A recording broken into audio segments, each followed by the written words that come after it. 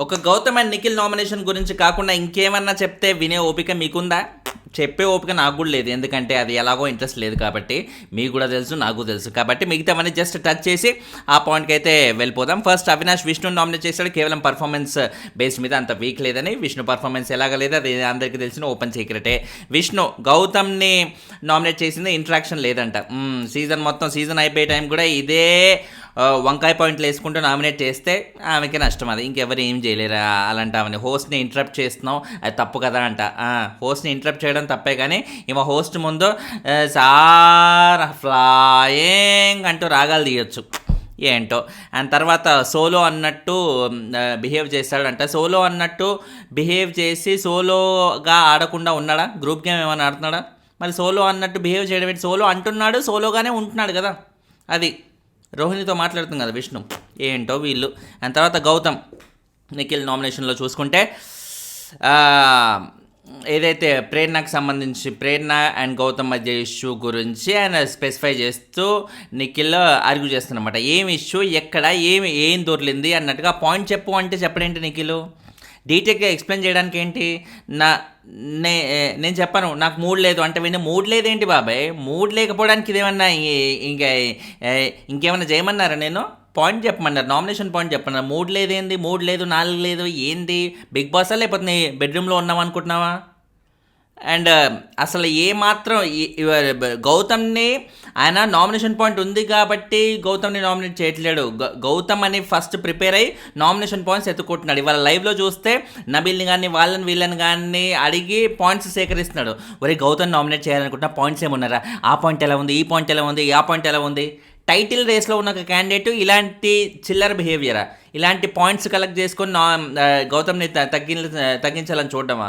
వాళ్ళ అమ్మగారు వచ్చి ఏం చెప్పారు? నిఖిల్ వాళ్ళ అమ్మగారు, ఒరే నాన్న గౌతమ్ని నువ్వు నామినేట్ చేయాలనుకుంటే ఫస్ట్ ఆఫ్ ఆల్ గౌతమ్ జోలికి వెళ్ళకు, నీ లేదు వెళ్ళాలి అనుకుంటావా, ఏదైనా స్ట్రాంగ్ పాయింట్ ఉంటే వెళ్ళు అన్నట్టుగా ఆవిడ క్లియర్గా చెప్పారు. ఎందుకంటే ఆయన గౌతమ్ మీదకి వెళ్ళడం వల్ల అన్నెసరీ నెగిటివిటీ అనేది వస్తుంది, కొడుకుకి ఎక్కువ దూరం వెళ్ళలేడు, ఎందుకు వచ్చింది అన్నట్టుగా వాళ్ళ అమ్మగారు కొడుకు మీద ప్రేమతో అలా చెప్పారు. ఆ మాట విని ఆఫ్ కోర్స్ మధ్యలో కొంచెం తగ్గినట్టుగా అనిపించినా కూడా ఇక ఇది ఫైనల్ నామినేషను, ఇప్పుడు కూడా గౌతమ్ నాపుకోపోతే అమ్మో డైరెక్ట్గా ఫినాలేకి వెళ్ళిపోతాడు, స్టేజ్ మీద పుసుక్కున్న ఇలాంటి గౌతమ్తో నేను షేర్ చేసుకోవడం ఏంటి? నా లెవెల్ ఏంటి, నేనేంటి, నా పిఆర్ ఏంటి, నాకున్న నెట్వర్క్ ఏంటి, నేను గౌతమ్తో షేర్ చేసుకోవడం ఏంటి స్టేజ్ అన్నట్టుగా అనుకున్నాడేమో. ఓవరాల్గా ఫుల్గా ఓపెన్ అప్ అయ్యాడు అనమాట. Right from the beginning Nikhil ఆడిన గేమ్ ఏంటి? ఎవరైతే తనకి ఎగెయిన్స్ట్ అవుతారో, ఎవరైతే చాలా స్ట్రాంగ్గా మాట్లాడే సత్తా ఉంది అలాంటి వాళ్ళతో చాలా తెలివిగా ఫ్రెండ్షిప్ చేసేసుకొని వాళ్ళ నోర్లు మోయిస్తాడనమాట. సోనియా దగ్గర నుంచి సీత, యష్మి ఇలాంటి వాళ్ళందరితో ఫ్రెండ్షిప్, దొంగ ఫ్రెండ్షిప్లు మెయింటైన్ చేసి ఆయన చేసింది ఇదే. సో ఇప్పుడు గౌతమ్తో అలాంటి వ్యాపారాలు కుదరవు కాబట్టి మనోడు కొంచెం గేమ్ అన్నట్టే ఉంటాడు కాబట్టి అలాంటి వేషాలు గౌతమ్ దగ్గర కుదరక ఇప్పుడు పృథ్వీ కూడా వెళ్ళిపోయాడు కాబట్టి ఇంకా ఆయనని కాపాడడానికి లేకపోతే ఉసిగొల్పడానికి ఇంకెవరు లేరు కాబట్టి ఇక కంప్లీట్గా ఒంటరి అయిపోయాడు కాబట్టి అమ్మో ఇప్పుడు నేను ఒంటరి అయిపోయినా అర్జెంటుగా నేను ఇప్పుడు ఓపెన్ అప్ అవ్వకపోతే అవ్వదరే అన్నట్టుగా ఫుల్గా ఓపెన్ అప్ అయిపోయి నోటికి వచ్చిందల్లా ఏదేదో మాట్లాడుతున్నాడు. అది ఒక్క పాయింట్ లేదు, ఏం లేదు. ఒక పాయింట్ చెప్పి దానికి ఎక్స్ప్లెనేషన్ ఇవ్వు, ఏ బేసిస్ మీద, అదేంటి ఇదేంది అదేంది అంటే ఒక్కదాని కూడా క్లారిటీ ఉండదు. ఏంటి అవును నువ్వు చెప్పలే అన్నట్టుగా అదేదో బ్లష్ చేస్తున్నాడంటే, ఏదో పెళ్లి కూతురులాగా వెళ్ళి పెళ్లి సంబంధాల్లో అబ్బాయి పేరెంటమ్మా అమ్మాయి పేరెంటమ్మా అని అడిగినప్పుడు ఎలాగైతే సిగ్గులు పడతారో ఆ కైండ్ ఆఫ్ సిగ్గులు పడుతున్నట్టుగా నువ్వు చెప్పలే నవ్వుతావేంటి బాబాయ్? ఏంటి ఇప్పుడు గౌతమ్ది తప్పని అంటున్నావు, అది తప్పని గౌతమే ఒప్పుకున్నాడు అనేది అక్కడ క్లియర్గా తెలిసిపోతుంది. అందరూ చూసారు కూడా. నువ్వు చెప్పలేదు, నువ్వు ఒప్పుకోలే నువ్వు చెప్పలే అంటే చూసిన వాళ్ళు ఏంది? ఈపీ గల్లా నువ్వు ఒక్కడే చాలా ప్రొఫెసర్వా? యాక్చువల్లీ ప్రోమో పరంగా చూస్తే మనకి ఏమనిపించింది, అయ్యో బాబాయ్ గౌతమ్ ఏంటి ఇంత పెద్ద తప్పు చేసేసాడు, అయిపోయిందిరా గౌతమ్ గ్రాఫ్ పడిపోయింది, ఈ దెబ్బతో నిఖిల్ ఎక్కడికి వెళ్ళిపోతాడు, టైటిల్ రేస్లో విన్ అవుతాడు అన్నట్టుగా మనం అనుకున్నాం కదా. లైవ్ ఎపిసోడ్ చూస్తే ఫుల్ క్లారిటీ వచ్చేసింది.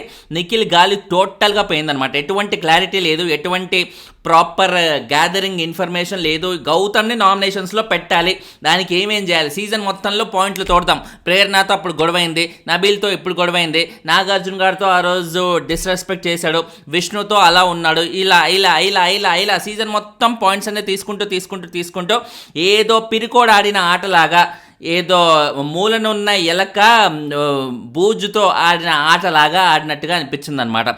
మోస్ట్ సేఫ్ గేమ్, మోస్ట్ ఒక పిరికి పందల ఆట అనమాట.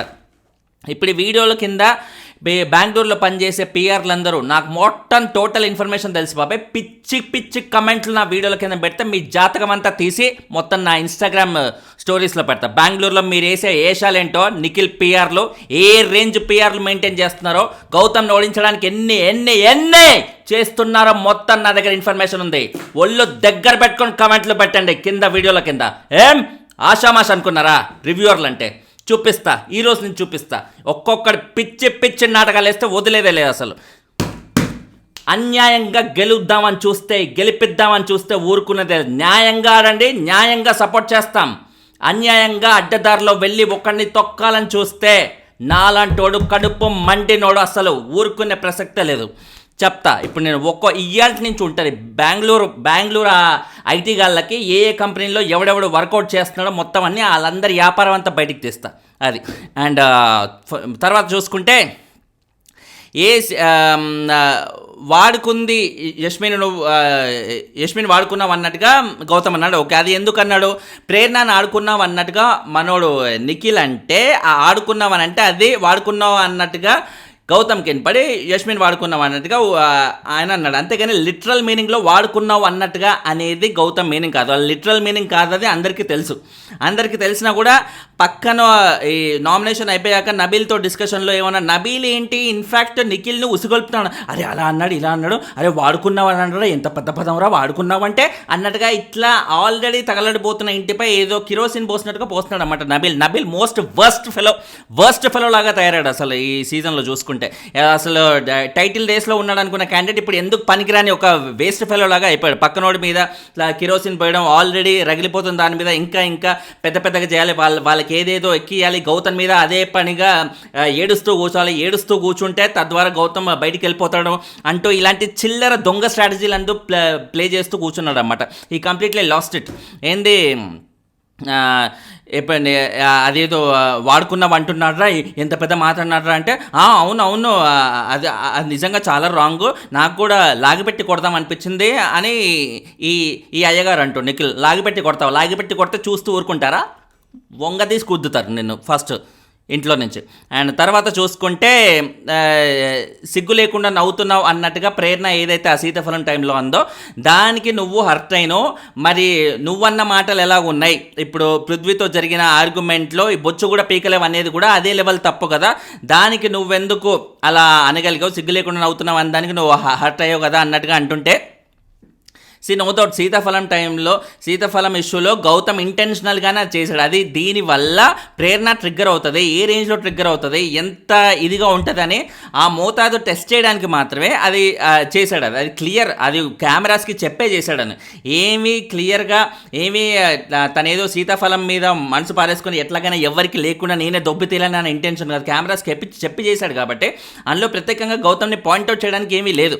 అండ్ బొచ్చు కూడా పీకలేవు అంటుంటే, మరి బొచ్చు కూడా పీకలేవు అంటుంటే అవతల ఒక మనిషి మీదికి వచ్చి మాట్లాడుతుంటే ఇంకా అంతకుమించి ఏమంటారు? మరి పృథ్వీ ఏమంటే గౌతమి మాట్లాడినాడు, బొచ్చు కూడా పీకలేవంటి ఏంట్రా వాడు వీడు అంటే ఇష్టం వచ్చినట్టు మీదకు వచ్చేస్తుంటే ఏదో కళ్ళు కాంపౌండ్ వెనకాల వీధి రౌడీలు మీదకి వచ్చినట్టు ఆ రెవెల్లో వస్తుంటే ఎవడైనా ఇంకేమంటాడు? ఏంటి తిలకం పెట్టుకొని కూర్చోాలి? అయితే మేము మీదకి వస్తున్నా కూడా ఓకే అమ్మో నాకు పడిపోతుందిరా కింద, వద్దురా ప్లీజ్ అట్లా రాకు అన్నట్టుగా అంటూ ఇలా చేతులు కట్టుకొని వణికిపోతూ కూర్చోాలా? మరి వణికిపోతూ కూర్చోాలా? తర్వాత నాది తప్పు, ఇప్పుడు నేనో పృథ్వీయో ఇంకోరో చేస్తే తప్పు, అదే నీది మాత్రం రైటు, నువ్వు చేసేది రైటు అంటే నాది తప్పని నేను ఒప్పుకున్నా కదా అన్నట్టుకైతే గౌతమ్ క్లియర్గా చెప్తున్నాడు. డెఫినెట్గా నాది ఎక్కడైతే తప్పో, నాగార్జున గారి దగ్గర ఆయన మాట్లాడుతుంటే ఓవర్లాప్ చేయడం అది తప్పే అని ఒప్పుకున్నాడు. ఇప్పుడు చాలా ఇష్యూస్లో, సీతాఫలం ఇష్యూల్లో కూడా ఇప్పుడు చాలా చోట్ల కూడా తన తప్పు ఎప్పటికప్పుడు ఒప్పుకుంటూనే ఉన్నాడు ఆయన అనగానే నువ్వు ఒప్పుకోలే అన్నట్టుగా నిఖిల్ బ్లష్ చేస్తూ మనోడి మీదకి వెళ్తున్నాడు అనమాట. బ్లష్ ఎందుకు చేస్తున్నావు అక్కడ? ఎందుకంటే నీది ఏమాత్రం లాజిక్ లేని ఆర్గ్యుమెంట్, ఇల్లాజికల్ ఆర్గ్యుమెంట్ అని నీకు కూడా తెలుసు కాబట్టి ఆ ఆర్గ్యుమెంట్ పట్టుకెళ్ళి జనాల్లోకి వెళ్తే ఊస్తారని నీకు కూడా ఫుల్ క్లారిటీ ఉంది కాబట్టి నీకు అక్కడ వేరే ఇది లేక అలా మాట్లాడుతున్నట్టుగా అనిపిస్తుంది అనమాట. అండ్ తర్వాత నేను ఇండివిజువల్ ప్లేయర్ అన్నట్టుగా ఏంటి సోలో ప్లేయర్ అని చెప్పుకోవడానికి సొంత వాళ్ళని కూడా నామినేట్ చేయడం లాంటి పనులు అయితే నేను చేయను అన్నట్టుగా అయితే అంటానమాట. అంటే సోలో ప్లేయర్ ఇది సింపుల్ పాయింట్. సోలో ప్లేయర్ అని చెప్పుకుంటున్నాడు ఓకే, కానీ సోలో ప్లేయర్ లాగా ఉండట్లేడా? గ్రూప్గా ఏమైనా ఆడుతున్నాడా? నీలాగా పొద్దున్న లేస్తే పృథ్వీ, యష్మి, విష్ణు అంటూ వీళ్ళ తోకలు పట్టుకొని తిరగడం తప్ప సోలోగా సొంతంగా నీ పరంగా ఒక ఇండివిడ్యువాలిటీ లేని ఒక చిల్లర సేఫ్ గేమ్ లాగా గౌతమ్ ఆడట్లేడు కదా. ఒంటరిగా సోలోగా మగ్గాడ్ లాగా ఆడుతున్నాడు. రోహిణి వచ్చి నేను నీకు సపోర్ట్ చేస్తా ఈ టీషర్ట్ టాస్క్లో అంటే వద్దో సపోర్ట్ అక్కర్లేదని క్లియర్గా ఫేస్ మీద చెప్పగలిగే దమ్మున్నోడు. అంటే దమ్మున్నోడిని పక్కన పెట్టి సోలో అని చెప్పుకోవడానికి నేను నామినేట్ చేయడం, సోలో ప్లేయర్ అంటూ నేను చెప్పుకోను అన్నట్టుగా అంటే తను చెప్పుకుంటున్నాడు చేస్తున్నాడు. ఇండివిజువల్ ప్లేయర్ అని ఇవాళ చెప్పుకున్నా కూడా ఈయన నవ్వుతున్నాడు. ఏంటో దేనికి నవ్వడం? ఎందుకంటే నీ బతుక్కి నువ్వు ఎప్పుడూ సోలోగా ఇండివిజువల్గా ఆడిన సందర్భాలు లేవు. ఎంతసేపు వాళ్ళ సంఖ్యలు వీళ్ళ సంఖ్యలు నాకుతూ కూర్చోవడమే తప్ప ఒంటరిగా ఏమీ ఆడలేవు. బయట పిఆర్లు బెంగళూరులో 4-5 ఐటీ కంపెనీలు పనిచేస్తున్నాయి ఈ క్యాండిడేట్కి. ఐటీ కంపెనీలో అదే పనిగా ఈయన పని మీద ఈయనని గెలిపించాలనే ఉద్దేశంతోనే బెంగళూరులో పనిచేస్తున్నాయి. హైదరాబాద్లో విపరీతంగా చేస్తున్నారు. ఎవరెవరైతే ఈయనకి అగెయిన్స్ట్గా వెళ్తున్నారో రివ్యూవర్లు అందరూ ఆ రివ్యూవర్ల మీద బీభత్సంగా ట్రోలింగ్ మొదలు పెట్టారన్నమాట. ఏం చేద్దామని ట్రోలింగ్ చేసి ఏం చేద్దామని భయ్ 4 గోడల మధ్య రివ్యూలు చేసుకునేటోళ్ళం. మమ్మల్ని ట్రోలింగ్ చేస్తే మేమే ఫేమస్ అవుతాం, మేమే పాపులర్ అవుతాం. నలుగురు ఒక 10 మందికి తెలిసే వాళ్ళం 100 మందికి తెలుస్తాం. మమ్మల్ని ట్రోల్ చేయడం వల్ల మాకే అది ప్లస్. మీకు 1 నయా పైసా కూడా లాభం అయితే లేదు. అది మీకు అర్థం కావట్లేదు. నయా పైసా లాభం లేదు కానీ నష్టమే ఉంది, అది మీకు గుర్తుపెట్టుకోండి. సో తర్వాత చేస్తే ఇవాళ నిఖిల్ ఇంత హాట్గా మాట్లాడారు కదా. మరి ఇన్ని రోజులు ఇలా ఎందుకు మాట్లాడలే అంటే ఇది లాస్ట్ డే అని అంట. లాస్ట్ డే అనా అంటే లాస్ట్ డే కాకపోతే సీజన్ మధ్యలో ఉంటే ఇలా మాట్లాడమన్నమాట. లాస్ట్ డే కాబట్టి మళ్ళీ ఛాన్స్ దొరకదేమో కాబట్టి అర్జెంటుగా ఇప్పుడు గౌతమ్ని ఎలాగైనా నెగిటివ్ చేసేయాలనే ఉద్దేశంతో ఇలా మాట్లాడుతున్నావా? ఇది దొంగ గేమ్ కాదా? ఇది దొంగ గేము, ఒక చిల్లర సేఫ్ గేమ్ కాదా ఇది? ఇంతకు మించిన సేఫ్ గేమ్, ఇంతకు మించిన చిల్లర గేమ్ ఇంకేమన్నా ఉంటుందా? టైటిల్ రేస్లో ఉన్న ఈ క్యాండిడేటు సిగ్గనిపించట్లేదా అసలు ఆ మాట అనడానికి? లాస్ట్ డే అని ఇప్పుడు చెప్తున్నాడంట. మరి నువ్వు ఏది నిజం, ఇది నిజమా అది నిజమా అంట? రెండు నిజమే ఎలా ఉంటుంది? ఎలా ఉంటుంది బాబాయ్? తర్వాత ఇంకోటి ఏదో నిబ్బా లాజిక్ అని చెప్పినావు. నువ్వు తప్పు చేసినావు కాబట్టి అటు ఇటు చూసి మాట్లాడుతున్నావు, కళ్ళలోకి చూసి మాట్లాడలేవు అంట. అవునా, అటు ఇటు చూసి మాట్లాడితే తప్పు చేసినట్ట. ఇది ఏ సినిమాలో చూసినా బాబాయ్? ఏ కార్టూన్ నెట్వర్క్లో చూసేవి లాజిక్? నీ నిబ్బా చేష్టలు నువ్వును తప్పు చేసినావు కాబట్టి అటు ఇటు చూసి మాట్లాడతావు, కళ్ళలోకి స్ట్రైట్గా చూసి మాట్లాడలేవు అంట. ఆ కళ్ళలోకి స్ట్రైట్గా వచ్చే మాట్లాడండి ఇప్పుడు. మరి ఆ రీజన్ ఏంటో చెప్పలేదు. ప్రేరణ విషయంలో జరిగిన డిస్టర్బెన్స్ ఏంది, విష్ణు విషయంలో జరిగిన డిస్టర్బెన్స్ ఏంది, గౌతమ్ది తప్పు ఎక్కడుంది ఏంటంటే డీటెయిల్గా చెప్పడానికి ఏంది? నాకు 3 లేదు 4 లేదు, నాకు 2 వస్తుంది 1 వస్తుంది అన్నట్టుగా ఉంటే ఎలా బాబాయ్? 3 లేకపోవడం ఏంది చెప్పాలి కదా స్పాట్లో. తర్వాత మూడ్ లేనప్పుడు మూసుకొని కూర్చో అన్నాడు. మరి చెప్పు అన్న రీజన్కి నువ్వు మూడ్ లేదు అంటావు అంటే అవతలలో కాదా? మూడ్ లేనప్పుడు మూసుకొని కూర్చో అంటే అంత పెద్ద మాట అంటావు అన్నట్టుగా ఇప్పుడు అది పెద్దగా ఇంకేదో కంప్లీట్ అబ్యూస్ చేశాడు, వల్గర్ వర్డ్ ఏదో వాడేశాడు అన్నట్టుగా దాన్ని పోర్ట్రే చేయాలని చాలా ట్రై చేశాడు. ఇగో ఇదే లేని వర్డ్ని కావాలని ఏదో చెప్పేశాడు, ఎంత పెద్ద మాట అనేసాడు, అయ్యా బాబోయ్ అన్నట్టుగా ఇంతున్న దాన్ని ఇంత పెద్దగా పోర్ట్రే చేయాలని ట్రై చేయడం అనేది. గౌతమ్ ఏం చెప్పి స్టార్ట్ చేశాడు ఈ ఎలిమినేషన్ని? ఏం పోర్ట్రే చేద్దాం అనుకుంటున్నావు అని అంటావు నువ్వు ఆల్వేస్ అన్నట్టుగా అన్నాడు కదా. ఇప్పుడు ఇలాంటి వాటిల్లో ఏదైతే గౌతమ్ మూసుకొని కూర్చో అనేది నార్మల్గా వాడే పదం అది. ఇప్పుడు దాన్ని మూసుకొని కూర్చో అంటావా? అయ్యా అమ్మో అయ్యో బాబాయ్ అన్నట్టుగా అదేదో ఇంకా ప్రపంచం మొత్తం స్తంభించిపోయింది ఆ వర్డ్ వల్ల. అంత పెద్ద వల్గర్ వర్డ్ అన్నట్టుగా క్రియేట్ చేయాలని నువ్వు చూపించిన ఆత్రత ఏదైతే ఉందో ఆ ఆత్రత నీ గేమ్లో పెట్టి ఏడ్చుంటే ఇన్ని రోజులు నీ బెంగళూరులో కాకుండా హైదరాబాద్లో నువ్వు ఒక్కడివి సోలోగా ఆడి చచ్చుంటే కొంచెం నీకు ఇప్పుడు ఆ వాల్యూ అన్నా వచ్చేది. రేపు నీ బతుక్కి ట్రోఫీ గెలుస్తావేమో. ఆడియన్స్ని గెలిచే ప్రసక్తే లేదు. ట్రోఫీలా అడ్డదారిలో గెలవడం వల్ల యూజ్ ఏముంది బాబాయ్? యూజ్ ఏముంది? మార్కెట్లో వెళ్ళి కొనుక్కో, కోటికి వెళ్ళు, సుల్తాన్ బజార్కు వెళ్ళి ఒక 100 రూపాయలు ఇచ్చి కొనుక్కో ఆ ట్రోఫీలు. చాలా ఈజీ అవి. దానికి దీనికి పెద్ద తేడా ఏం లేదు. నువ్వు ఇలా తెచ్చుకున్న దానికి అలా కొనుక్కున్న దానికి. అక్కడ డైరెక్ట్ డబ్బులు ఇచ్చి కొనుక్కుంటున్నావు. ఇలా ఇండైరెక్ట్గా వీళ్ళకి డబ్బులు ఇచ్చి వేరే వాళ్ళ మీద బ్యాడ్ ప్రమోషన్లు చేయించి రివ్యూవర్లను ట్రోల్ చేసి ఈ కైండ్ ఆఫ్ వేలో చేస్తున్నావు అనమాట. ఇది ఎవరికి తెలియదు అనుకున్నావు? రివ్యూవర్స్కి ఎవరికి తెలియదు అనే ఫీలింగ్లో ఉన్నావా? వేరే వాళ్ళు కామ్గా ఉంటారేమో, నాకెందుకురా అన్నెసరీ కాంట్రవర్సీలు, నా పనేదో నేను చేసుకుంటాను. కానీ నేను అలా ఉండే రకం కాదు బాబాయ్, ఉండే రకం కాదు.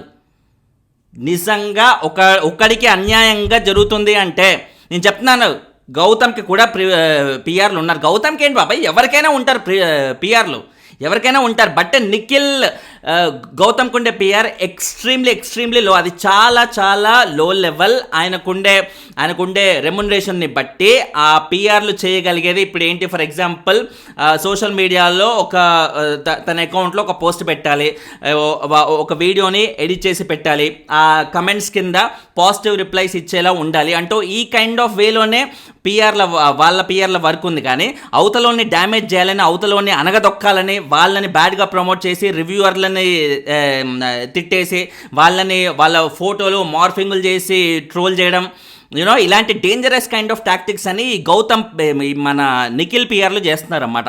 అదే పనిగా బెంగళూరులో అదే పని. వీళ్ళు జాబులు అయ్యి మానేసి ఇదే జాబ్ కింద, ఇప్పుడు మాకు ఎలాగైతే రివ్యూలు ఇప్పుడు 3 నెలల పాటు ఇదే పనో, వాళ్ళకి ఆ పిఆర్లకు కూడా 3 నెలల పాటు ఇదేనమాట. ఈ దీనికోసమే సపరేట్గా వాళ్ళు కూర్చొని అదే పనిగా 24/7 సోషల్ మీడియాలో పోస్ట్లు, ట్రోల్స్, మార్ఫింగ్లు, రకరకాల worst kind of strategy, worst kind of పిఆర్లు. ఇలా ఉండుంటే ఈ బిగ్ బాస్కి వెళ్ళాలని ఎవరికి మాత్రం ఎందుకు అనిపిస్తుంది? ఇంకా బిగ్ బాస్కి వెళ్ళాలంటే కోట్లు ఖర్చు పెట్టి వెళ్ళాలన్నమాట. ఒరే కోట్లు ఖర్చు పెట్టడం ఏంట్రా, అక్కడ వచ్చే వాళ్ళ ప్రైజ్ మనీ ఎంతరా బాయ్ అంటే, ప్రైజ్ మనీ 50 లక్షలే బాబాయ్. వాళ్ళు ఇప్పుడు ఖర్చు పెట్టుంటే వాళ్ళకి డబ్బులు రావాలని కాదు కదా. బిగ్ బాస్లో వచ్చిన పాపులారిటీతో, బిగ్ బాస్లో నేను ఇలా గెలిచానని చెప్పుకునే ఆ క్రెడిట్తో బయటికి వెళ్ళి అవకాశాలు సాధించడం, అది అక్కడ లాజిక్. అక్కడ బిగ్ బాస్లో ఏదో ప్రైజ్ మనీ గెలవాలనే ఆ ఫీలింగ్ అనేది చాలా తక్కువ మందికే ఉంటుంది. అది బిగ్ బాస్ ద్వారా కెరియర్ సాధించాలి. ఇప్పుడు నేను బిగ్ బాస్లో టైటిల్ విన్నర్ అయితే బయటికి వెళ్ళి చెప్పుకోవడానికి నాకు బాగుంటుంది, తద్వారా నాకు సినిమా ఆఫర్లో ఇంకోటో చాలా బాగా వస్తాయి అన్నట్టుగా ఈ కైండ్ ఆఫ్ వేలో ఉంటానన్నమాట. ఒరే నిఖిల్కి ఆల్రెడీ సీరియల్లో బీభత్సమైన పాపులారిటీ ఉందా, నిఖిల్కి ఇలాంటివన్నీ ఎందుకు అంటే సీరియల్లో ఉంది బాబాయ్. సినిమాల్లో కావాలంటే, సినిమాల్లో ఏదైనా పెద్ద వేషాలు కావాలంటే ఇలాంటి జిమ్మికులు అన్నీ చేయాలన్నమాట. ఇలాంటి జిమ్మికులు చేయాలనే ఉద్దేశంతోనే ఇవన్నీ ట్రై చేస్తున్నారు బ్యాక్గ్రౌండ్లో. సో తర్వాత ఇంకోసారి నోరు జారితే వేరేలా ఉంటుందంటే ఏం చేస్తావు? బెంగళూరు నుంచి నీ కిరాయి గుండాలను అందరినీ తీసుకొచ్చి కొట్టిస్తావా? గౌతమ్ని కొట్టిస్తా ఉంటే ఇప్పుడు లా కానీ ఇంకోటి కానీ ఎవరేం చేయలేరు అన్నట్ట.